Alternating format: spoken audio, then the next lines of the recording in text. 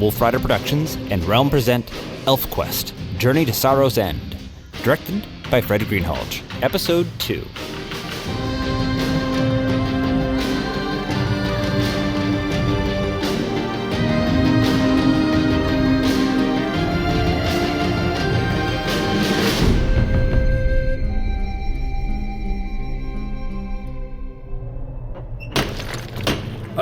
All right, stop your racket.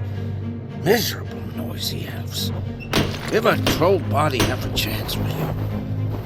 Ugh.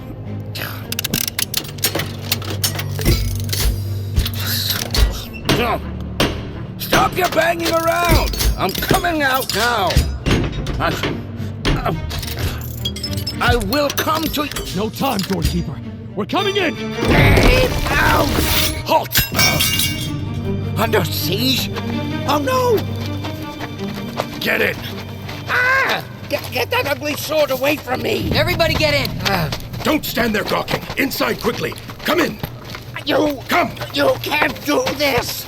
No one has ever violated our caverns before! And no one's ever burnt down the force before either. What? What is going on here? Cutter, you're getting too bold for your own good little elf self. I have a very good reason, Picknoser. There's a fire raging outside.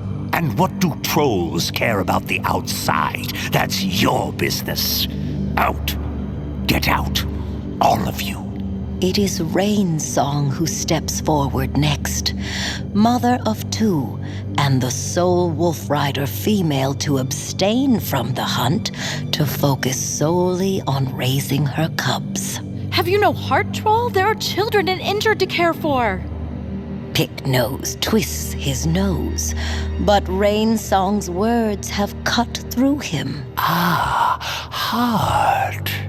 You forced your way into our domain. They used violence upon me. We had no choice. We need shelter. We need help. Help is asked for, not taken. Get out, all of you. Kicking us back into the fire. The wolves wouldn't like that. We wouldn't like that. No, Picknose. We're not leaving. Look, if it were my decision, of course, I would have you stay. But the king, he will never agree. It would be best if you leave now.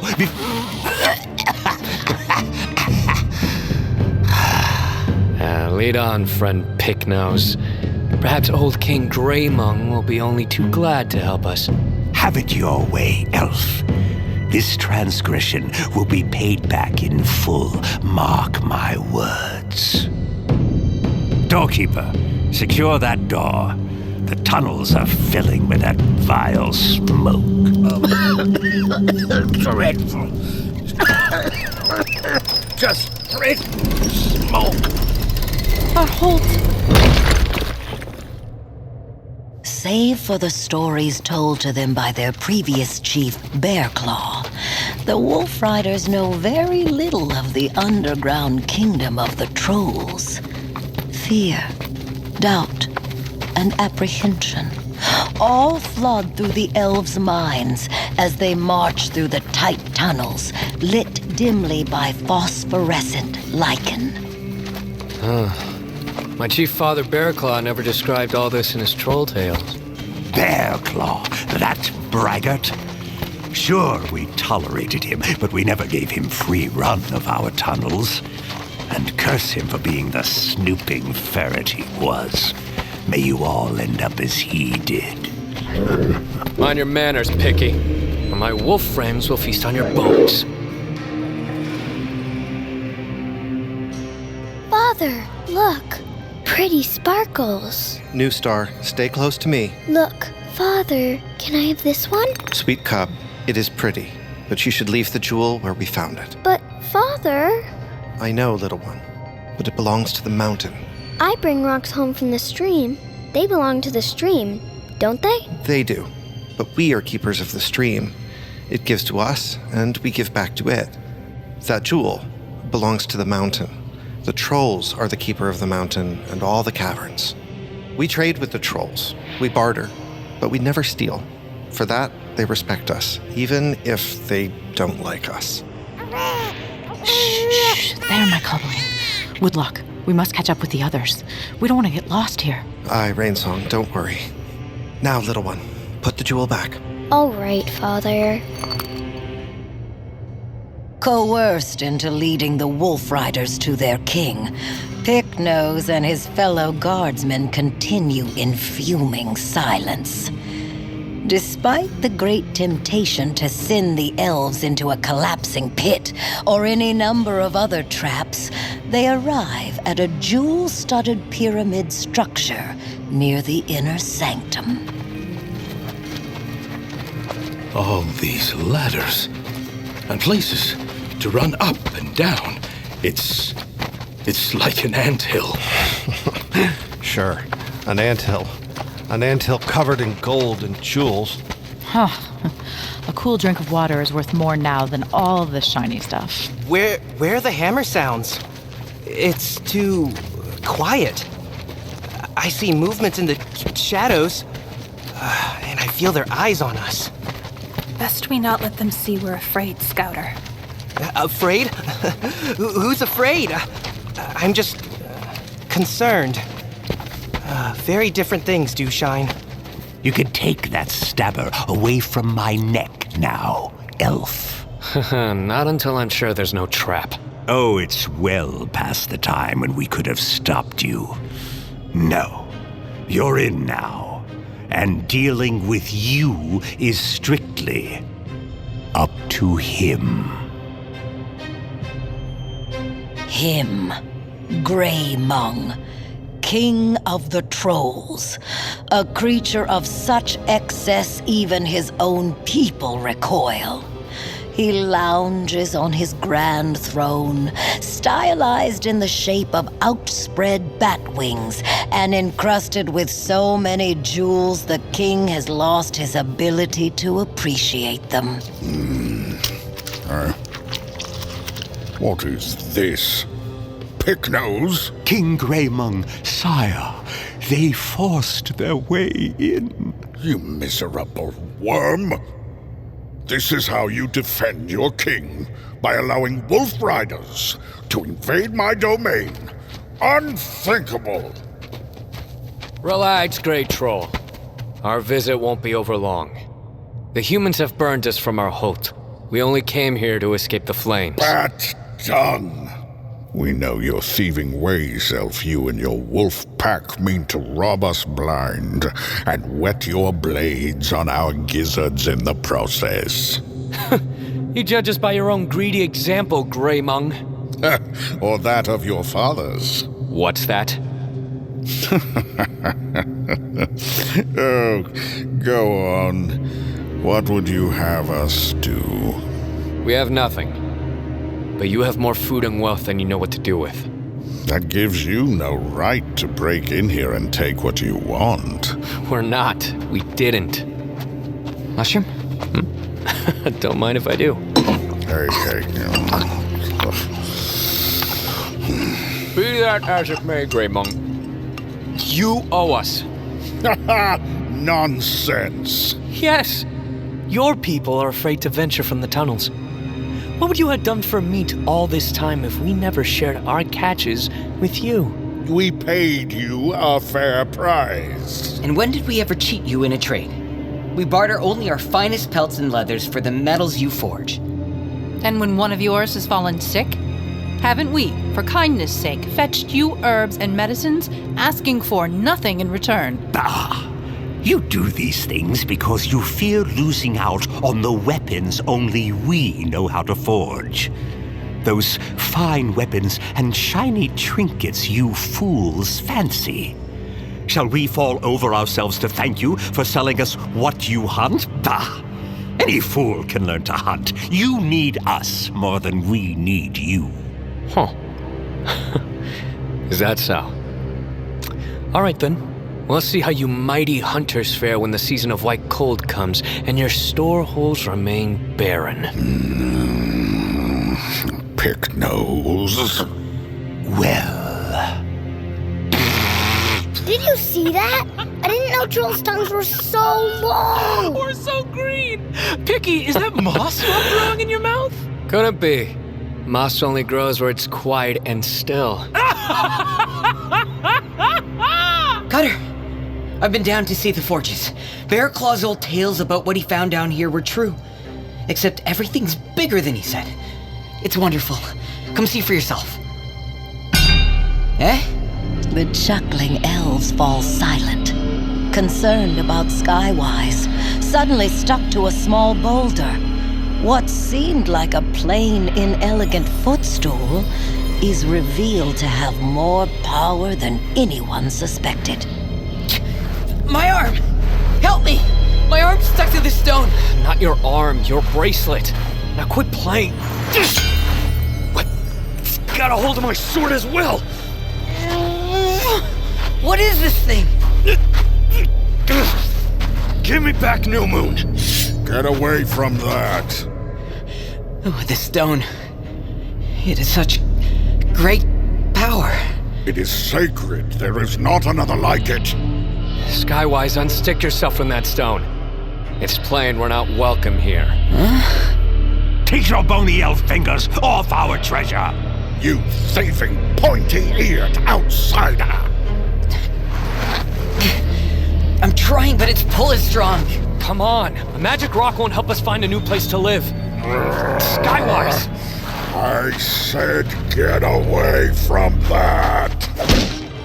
Cutter, blood of 10 chiefs, antithesis of his gentle ancestors.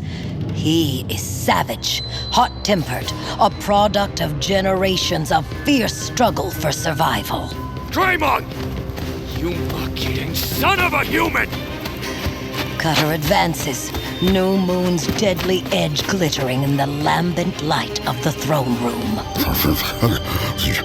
Stay back, elf. I am king. I command you to no. Cutter swings his blade. All in the throne room gasp, thinking he will behead the Troll King in a single blow. But no. He aims the blade at the magic rock at the base of the throne. Right.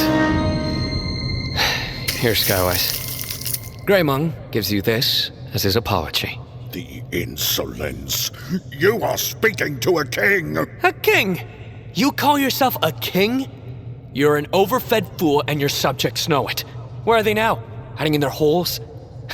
I don't think they'd care if I chopped you to bits. It's lucky for you all I care about is finding a new Holt for my tribe. A new Holt? Why didn't you just say so? Picknose? Yes, my king? Escort this noble chieftain and his pack to the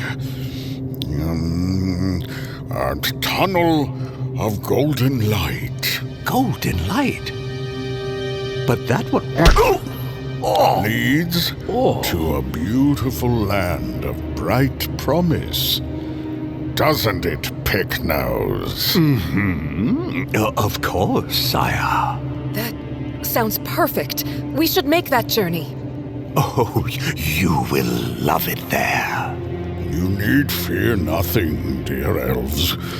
When you reach the tunnel exit, I am certain you'll never wish to return. This tunnel, it opens upon green woods? Yes, green and peaceful. Somewhere far from here? Oh, if I could stand daylight, I would live there myself. And to think, no humans. Huh. Well, what do you all think?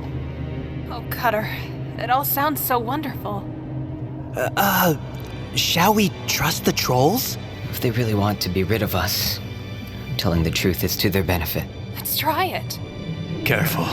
It could be a trick. What if they intend to lose us in some maze of tunnels where we'll wander till we starve? Maybe this isn't such a good idea. Does sound like something the trolls would do. Trust them. It's a risk. Silence, tribe. Cutter now uses open sending, a powerful way of silently sending his words to the entire tribe. The forest burns above us, and will go on burning. You can't go back, and we can't live here. The trolls want us out, I'm sure. As things stand right now, there isn't much to hope for. But gambling on this tunnel of golden light is better than rotting here, in these caverns where we're so unwelcome. All right, Greymung. If this Holt is all you say it is, we'll go there. Gladly, and trouble you no more. A new Holt. Oh, Red Lance. The humans will never be able to hurt us again. Indeed, my beloved. But if you are lying, I'll send Pygnos back to you in 6 separate pouches. No. That won't be necessary. I'll take care of that little matter myself, should he fail me. Come on now, you lot. Go now, Elf Chief. Follow your tribe. My father Bearclaw said that you were a great fighter once, Greymung. He told me how you led a successful rebellion against the Trolls' first ruler, how you won the crown and your people's respect. Why, yes, I did. Now, it seems the crown is all that matters to you. Take care, old king. All the treasure in your realm can't replace the loyalty you've lost. No one came to your aid while we had you in our power. If a more deadly enemy comes, you're all alone. Get out. I never want to see you or your mangy beast-eared pack again. You won't.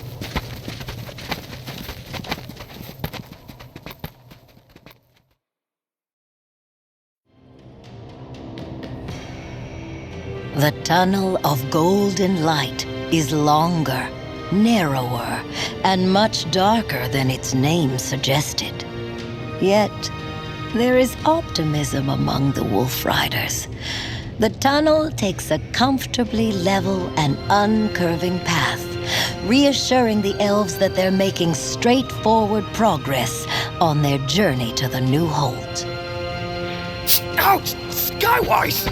Steady! You'll tip over. How can I ride steady on Night Runner's back with you tearing my hair out? Such a fuss over a few strands. Well, why in the name of the High Ones do you want strands of everyone's hair anyway? To braid into a string, of course. I'll thread it through the chip of magic stone. That way I can wear it. It'll be a good luck talisman for all of us. Well, warn me next time. I've never seen you so wrapped up in a thing. Don't ask me why, Cutter. But this piece of rock is very powerful. Hey, look here. See how it clings like a living thing? Hey, Picky. The big stone this is chipped from. What's it called? You mean the ancient lodestone, you bludgeoned? Lodestone? Huh. I bet you fell from the sky. How much farther?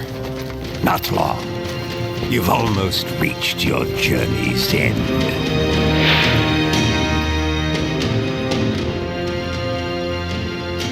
Nightfall. You must go on without me. Don't speak of it, beloved. We're nearly there. We'll be at the new Holt soon. There'll be flowing streams, tall trees to live among, and game to hunt. And no humans. Just a bit farther, Wolfriders. See? What did I say? Oh, I told you we were close. Yes, golden light. We've come through at last. And here you are. This is as far as I go. The light of day is harmful to us trolls. We elves are night creatures too, but the sun doesn't frighten us.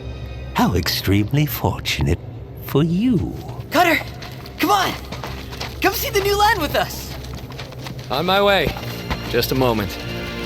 Tree stump, guard this crafty one. We must make sure old Greymung didn't lie to us. Such mistrust, elf chieftain. Forgive us, Picky. We just want to make sure, after coming all this way. Cutter joins his tribe at the mouth of the cave. Puckernuts, my eyes! So bright. Hurt. Can't see. There is golden light, yes. The golden light of a sharp, piercing sun shining down on endless desert sands that stretch out in all directions like the ocean. Scouter, your precious eyes! No! Something is wrong. The sun! It's so blinding! Where are we? Cutter, this is wrong. The tunnel! It's collapsing! Tree stop! It's still back there! Father! What happened? Are you alright? Seems so. What happened? I don't know. Picnos, where is he? I was watching him. He placed his hand on the wall to lean. And the stones, they came falling from above. I ran like a striped-tailed bushhopper to make it out. Betrayed. Oh, Father, you could have been hurt.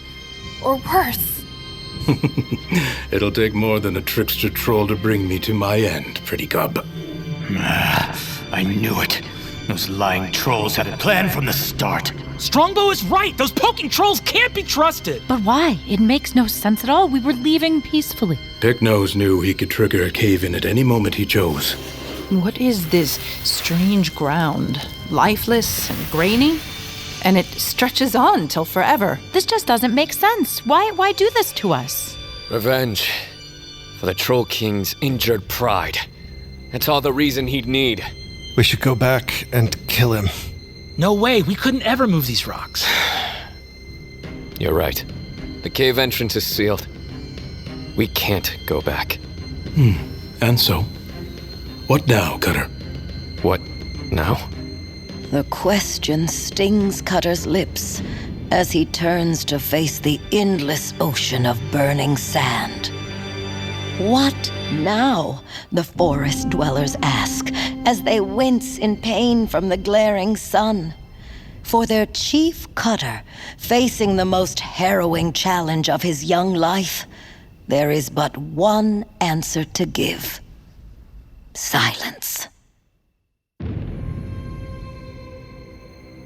You've been listening to ElfQuest, the audio movie, a Wolfrider Productions podcast presented by Realm, directed by Fred Greenhalgh, developed by Warp Graphics, Digas Media, and Blue Jay Atlantic in association with the Fantasy Network. Based on ElfQuest, created by Wendy Peeney and Richard Peeney. Script by Alexander Danner, James Oliva, and Fred Greenhalgh. Creative consultant, Wendy Peeney. Creative producers, Jay Woodward and Fred Greenhalgh. Executive producers, Wendy Peeney and Richard Peeney. Starring Cree Summer as the storyteller, Ray Porter as Spirit Man and Greymung, Damon Alums and Kola Malik as humans, Peter Burkrot as Adya, Tabak, and Doorkeeper, Alejandro Saab as Cutter, Azok Chow as Skywise, Sarah Fuzzle as Moonshade, Will Friedel as Strongbow, Jonathan Woodward as One Eye and Woodlock, Hugo Pierre Martin as Redlands, Brendan Lee Mulligan as Pike, Claire Kramer as Clearbrook and Rainsong, Aaron Douglas as Tree Stump, Nicole Maines as Dewshine, Thomas Trin as Scouter, Amber Benson as Nightfall, Osba Caston as New Star, Cassidy Caston as Dart, and Robert Picardo as Picknose. Background voices by Casey Turner, Christine Marshall, James Ferreira, and Tony Riley. Casting by Stephanie Clapper Casting, CSA. Original score and composition by Frank Schulmeyer. Dialogue editing by Jason DeWald and Remy Dickinson. Sound design by Jason DeWald and Rory O'Shea. Final mix and master by Rory O'Shea. Post-production supervisor, Fred Greenhalgh. ASL version produced by The Knack Factory. Find it using the link in the metadata of this podcast. Thank you to our early bird, Kickstarter, and BackerKit backers, without whom this production would not be possible. Thank you so much, everybody. Special thanks to Sandy Resnick for helping travelers find each other along the way. Learn more and follow the adventure at elfquest.com/audio-movie. That's elfquest.com/audio-movie.